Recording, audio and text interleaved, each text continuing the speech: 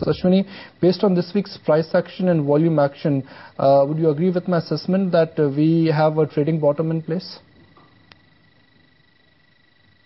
Good morning, Nikunj. It's a bit early to say that.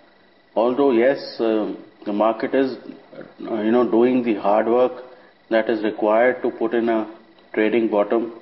The news flow has been bad enough for a trading bottom to get formed. Often trading bottoms get formed in extreme bad news and uncertainty. I won't go too much by, foreign figures or foreign flows, because, these guys have been wrong quite a bit. And to have not sold at 55, 56 and to be selling at 4800 is not the smartest of move.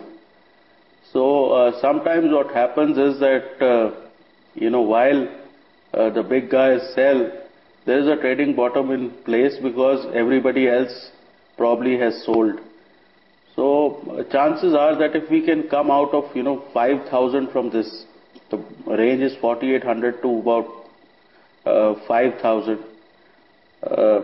Then you could say a trading bottom is in place, and maybe once the Greek uncertainty is out, we may have that trading bottom in place. But till that happens, we should assume that we are in this range of 4,800 to about 5,000. The Nifty for the day needs to stay above 4869 to remain positive. Resistance comes in at 4891, 4920. Support comes in at 4840, 4818. Bank Nifty must stay above 9468 and CNX IT must stay above 5910. BTSTs from yesterday: Canara Bank was a buy with a stop about 388, target of 410. Orient Bank was a buy with a stop about 222, target of 240. Allahabad Bank was a buy with a stop about 126, target of 138. Fresh calls for the day. I am still going with 3 buys, 3 sells, because the market will have two-sided action most of these range-bound days. So McLeod Russell is a buy with a stop about 280, target of 305. BF Utilities is a buy with a stop about 380, target of 425.